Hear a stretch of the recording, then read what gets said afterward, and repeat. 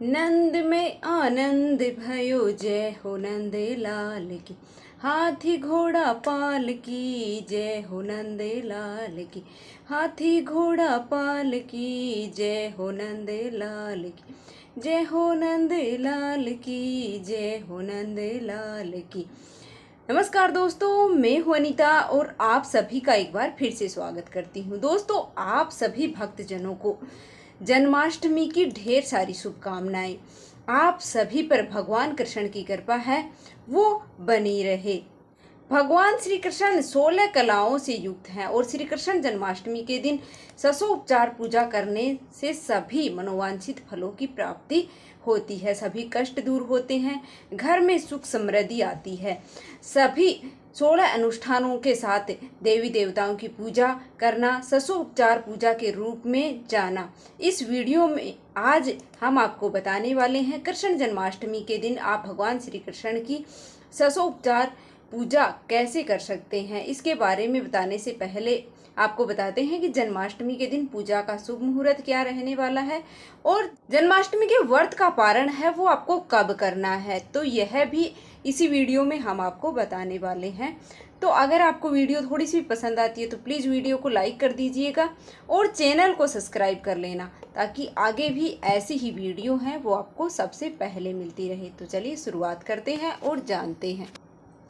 इस बार भादव मास के कृष्ण पक्ष की अष्टमी तिथि की जो शुरुआत है वह हो रही है 26 अगस्त सोमवार को सुबह 3:38 से होने वाली है और इसका समापन है वो 27 अगस्त को सुबह के समय होने वाला है 2:20 पर। इसलिए उदया तिथि के अनुसार 26 अगस्त दिन सोमवार को ही श्री कृष्ण जन्माष्टमी और गोकुलाष्टमी का जो पर्व है वो इसी दिन मनाया जाएगा। इसी दिन भक्त हैं वो व्रत रखने वाले हैं और रात को 12 बजे के बाद अपने व्रत का पारण करेंगे। भगवान श्री कृष्ण का जन्म रोहिणी नक्षत्र में हुआ था और रोहिणी नक्षत्र 26 अगस्त को सोमवार को दोपहर में 3:55 से शुरू होकर के 27 अगस्त यानी कि मंगलवार को दोपहर 3:37 पर समाप्त होने वाला, क्योंकि भगवान श्री कृष्ण का जन्म है वो मध्य रात्रि यानी कि बीच रात्रि में हुआ था। इसलिए 26 अगस्त को रात्रि में 12 बजे भगवान श्री कृष्ण का जन्मोत्सव है वो धूमधाम से मनाया जाएगा। कृष्ण जन्माष्टमी का जो शुभ मुहूर्त है वह 26 अगस्त को सोमवार को रात्रि में 12 बजे से लेकर के और 12:46 तक रहने वाला है। तो आप इसी शुभ मुहूर्त में लड्डू गोपाल जी का जन्म करा करके उनका श्रृंगार करके और उन्हें माखन मिश्री का या फिर पंजीरी का भोग है वो आप लगा सकते हैं। जन्माष्टमी का व्रत का पारण है वो अगले दिन यानी कि 27 अगस्त को मंगलवार को सुबह 6:11 से लेकर के और सुबह 11 बजे तक किया जाएगा। हालांकि बहुत से भक्त हैं जन्माष्टमी के दिन सारा दिन उपवास रख करके मध्य रात्रि में यानी कि कृष्ण जन्माष्टमी की जब पूजा हो जाती है, पूजा करने के बाद अपना उपवास है वो खोल देते हैं। तो जिस प्रकार से भी आपने संकल्प लिया है उस हिसाब से आपको व्रत का पारण करना होता है। आप पूरे दिन और पूरी रात्रि व्रत रखना चाहते हैं या फिर आप कृष्ण जन्मोत्सव के बाद अपना व्रत का पारण करना, जिस हिसाब से भी आपने संकल्प लिया है उस हिसाब से आप है वो व्रत के नियमों का पालन करते हुए व्रत का पारण है वो कर सकते हैं। तो पहले ये जान लेते हैं कि कृष्ण जन्माष्टमी के दिन आपको क्या करना चाहिए। देखिए, पूजा का संकल्प लिया जाता है। जन्माष्टमी के दिन सुबह सूर्य उदय से पहले उठ करके स्नान आदि से निवृत्त हो जाना चाहिए और उसके बाद आपको व्रत का संकल्प है वो लेना चाहिए। इस दिन जो भी व्रती होते हैं वह पूरा दिन फलाहार या फिर एक समय भोजन करते हैं।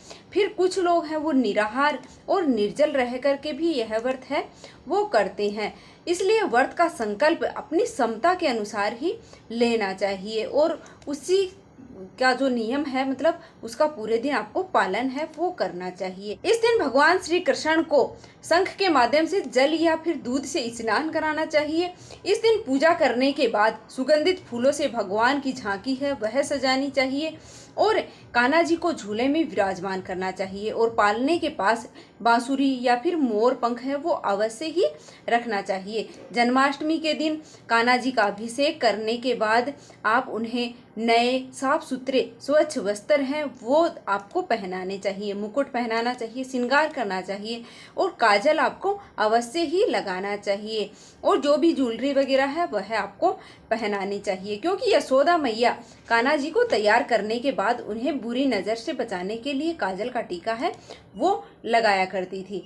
इस दिन खीरा जरूर से काटे। रात्रि में 12 बजे खीरा काट करके कान्हा जी का जन्म है वो कराया जाता है। जन्माष्टमी के दिन खीरे को उसके तने से अलग किया जाता है और इससे श्री कृष्ण जी माता देवकी से अलग होने का यानी कि उनके गर्भ से बाहर आने का प्रतीक है वो माना जाता है। भगवान श्री कृष्ण को इस दिन पूजा में माखन, मिश्री, धनिये की जो पंजीरी होती है या फिर खीर मिठाई का भोग है वो कान्हा जी को लगाना चाहिए। और ध्यान रखें कि तुलसी दल है वो जो भी भोग आप समर्पित कर रहे हैं उसमें अवश्य ही डालना चाहिए, क्योंकि बिना तुलसी दल के भगवान श्री कृष्ण हैं वो भोग स्वीकार नहीं करते हैं, तो इनके बिना है वो कान्हा जी की पूजा है वो अधूरी मानी जाती है। चलिए आप जानते हैं भगवान श्री कृष्ण की 16 बाल उपचार विधि यानी कि 600 उपचार पूजा विधि है वो क्या है। सबसे पहले स्नान आदि से निवृत्त होने के बाद आप साफ स्वच्छ वस्त्र है वो आपको पहनने चाहिए और फिर आपको साफ स्वच्छ आसन बिछा करके और बैठ जाना चाहिए और अपने सामने स्थापित भगवान श्री कृष्ण की या फिर लड्डू गोपाल जी की मूर्ति है वो आपको विग्रह है, जो भी आपके पास मूर्ति है विग्रह है भगवान है उनका आपको ध्यान करना चाहिए। इस प्रकार से कहें श्री कृष्णाय नमः आहवा याम स्थापना आह्वान करने के बाद एक बार फिर से मंत्र का उच्चारण है वो करना चाहिए और आसन के लिए हाथ में 5 फूल लेकर के और श्री कृष्ण के चरणों में अर्पित करें और उन्हें अपने सामने छोड़ दें। इस प्रकार से कहें श्री कृष्णाय नमः आसनाम समर्पे अमी 600 उपचार पूजा विधि में तीसरा चरण है भगवान श्री कृष्ण को आसन पर विराजमान करते हुए इस प्रकार से बोले। आपको मंत्र बोलना है और भगवान के पैर धोने हैं, जल अर्पित करना है। श्री कृष्णाय नमः पादम समर्पयामि, यह आपको भगवान श्री कृष्ण को पांव धोने के लिए जल अर्पित करते समय आपको कहना है। अर्घ्य देते समय यानी कि सिर पर लगाने के लिए जल अर्पित करते समय आपको कहना है श्री कृष्णाय नमः अर्घ्यम समर्पयामि। इसके बाद 5वें स्टेप में आपको यह कहना है भगवान श्री कृष्ण को पीने के लिए जल अर्पित करते समय आपको कहना है श्री कृष्णाय नमः आचमनाम समर्पयामि। अब आपको भगवान श्री कृष्ण को स्नान कराना है। आचमन के बाद इस प्रकार से कहें श्री कृष्णाय नमः स्नानम समर्पयामि।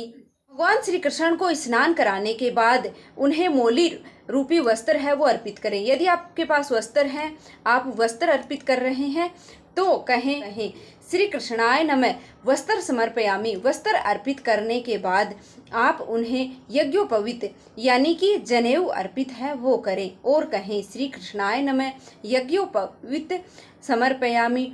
आप भगवान श्री कृष्ण को चंदन, रोली, गंध आदि अर्पित करें और अर्दन श्री कृष्ण को पुष्पमाला, तुलसी जी की माला और मंजरी श्रृंगार हेतु आभूषण जो अर्पित कर रहे हैं उस समय आप इस प्रकार से मंत्र बोलें श्री कृष्णाय नमः पुष्प अणि समर्पयामि। फिर भगवान को धूप समर्पित करें और कहें श्री कृष्णाय नमः धूपम अर्पयामि। धूप अर्पित करने के बाद आप श्री कृष्ण को दीप अर्पित करें, घी का दीपक आप जलाएं और कहें श्री कृष्णाय नमः दीपम दर्शम। इस प्रकार कहते हुए भगवान श्री कृष्ण को आप दीप दिखाएं और अब मंत्र बोलें भगवान श्री कृष्ण को नैवेद्य अर्पित करें और आचमन करें और कहें कि श्री कृष्णाय नमः नैवेद्यम निवेदयाम। अब इसके बाद आप भगवान श्री कृष्ण को पान, सुपारी यानी कि तांबूल सहित दक्षिणा भी अर्पित करें और कहें श्री कृष्णाय नमः तांबूल पुंगी फलानी समर्पयामि।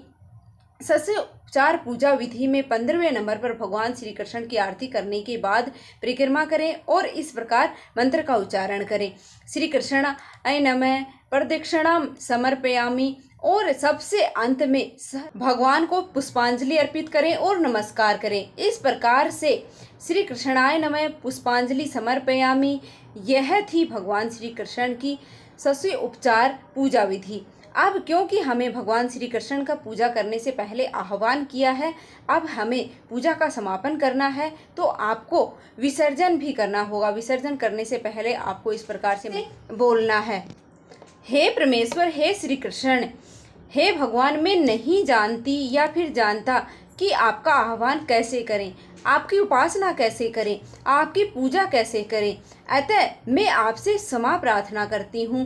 हे देवेश्वर, मैं मंत्रहीन, क्रियाहीन अथवा भक्तिहीन हूँ, इस पूजा को आप परिपूर्ण मान लीजिए। हे प्रभु, शरीर, वाणी, मन, इंद्रिय, बुद्धि, आत्मा अथवा प्रकृति स्वभाव के अनुसार मैं जो भी करती हूँ वह मैं आपको अर्पित कर रही हूँ। ऐसा कहकर दाएं हाथ में जल लेकर आप भगवान के चरणों में छोड़ दीजिए और फिर 2 बार आचमन करें। इसके बाद पान के पत्ते पर चंदन से चंद्र देवता का चित्र बनाएं। इस प्रकार से जिस चंद्र की पूजा करना कहते हैं, आप इस प्रकार से कह सकते हैं, चंद्र में आपको नमस्कार करती हूँ और चंद्र से उत्पन्न और यज्ञ में डाली जाने वाली सोमल को मैं नित्य नमस्कार करती हूँ।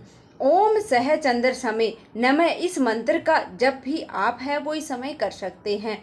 तो यह थी भगवान श्री कृष्ण की षोडशोपचार पूजा विधि। उम्मीद है कि आपको यह पसंद आई होगी। अगर वीडियो थोड़ी सी भी पसंद आई है तो प्लीज़ वीडियो को लाइक कर दीजिएगा और चैनल पर नए हो तो चैनल को सब्सक्राइब कर लीजिएगा, ताकि आगे भी ऐसी ही वीडियो हैं वो आपको सबसे पहले मिलती रहे। तो मिलते हैं फिर से एक और वीडियो के साथ। भगवान श्री कृष्ण की कृपा आप और आपके परिवार पर हमेशा बनी रहे। धन्यवाद।